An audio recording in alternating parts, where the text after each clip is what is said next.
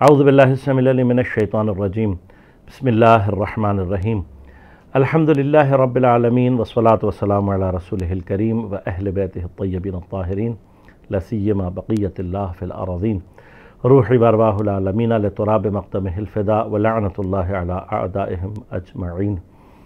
अज़ीज़ान गिराम क़द्र, दुआ के हवाले से जो सवालात हमारे पास मौसूल हुए हैं उसमें हमारे किसी अज़ीज़ ने हमसे ये सवाल किया है कि जब हम खुदा से कोई मादी चीज़, किसी मटीरियलिस्टिक चीज़ का सवाल कर रहे होते हैं तो हम अपने परवरदिगार को, अपने रब को अपने मतलब से पुकार रहे होते हैं, अपनी ख्वाहिश की खातिर पुकार रहे होते हैं। तो उसमें हमारी अपने परवरदिगार से मोहब्बत तो नहीं है बज़ाहिर, चूँकि हम मादी शय मांग रहे हैं और शायद हमारा पुकारना भी उसी शय के लिए है।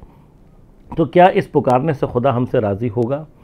अज़ीज़ान गिराम क़द्र, ये याद रखिएगा कि परवरदिगार अपने बंदों से इतनी मोहब्बत करता है कि वो उनको मुश्किलात में डालता ही इसीलिए है ताकि वो उसे पुकारें। लिहाजा जितनी भी मुश्किलात हैं, एक अहम फ़लसफ़ा मुश्किलात के वजूद का ये है कि मुश्किल के दौरान इंसान अपने परवरदिगार की तरफ मुतवज्जे होता है।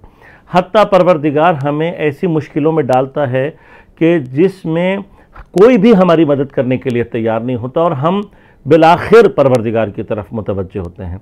आपने ये भी नोट किया होगा कि मेरी कोई मुश्किल किसी शख्स ने हल की थी और मुझे पूरी तवक्को होती है कि यही शख्स अब भी मेरी मदद करेगा, लेकिन जब मैं वहाँ पहुँचता हूँ तो मुझे मालूम होता है कि नहीं, वो अब किसी ऐसी हालत या किसी ऐसी कंडीशन में है कि वो मेरी मदद नहीं कर सकता।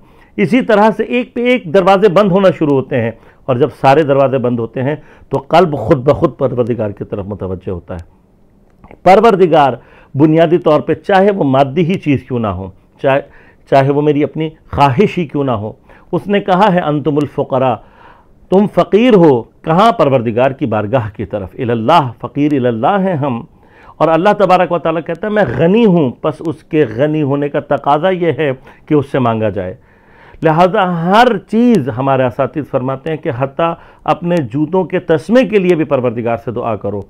क्यों? इसलिए कि जितना हम अपने आप को परवरदिगार की बारगाह में फ़कीर समझते चले जाएंगे उतना हमारी ज़िंदगी में खुदा की ज़रूरत का एहसास कवी होता चला जाएगा और यही कैफियत है जो हमें खुदा तक ले जाएगी।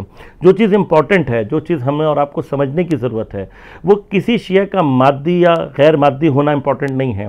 दिस इज़ नॉट इम्पॉर्टेंट कि वो चीज़ मटीरियलिस्टिक है। दिस इज़ नॉट इम्पॉर्टेंट कि वो चीज़ मेरे अपने मतलब और मेरी ख्वाहिश और मेरी ज़रूरत की है। इम्पॉर्टेंट ये है कि हम मांगें खुदा से, एक वो चीज़ उसको नाराहत करने वाली ना हो, दो हराम ना हो, तीसरी उसके बंदों को नुकसान पहुंचाने वाली ना हो। कुछ और शराइत को सामने रखते हुए हम हर चीज़ खुदा से मांगे और जब खुदा हमारी उस दुआ को पूरा करे तो हम और शुक्र अदा करें और मज़ीद मुतवज्जे हों। जो चीज़ खुदा हमसे नहीं चाहता वो ये है कि इस दुआ के पूरा हो जाने के बाद हम खुदा को फरामोश कर दें। मुश्किल में खुदा हमें इसलिए डालता है, फ़कीर उसने हमें इसलिए बनाया है ताकि हम उसकी तरफ मुतवज्जे रहें।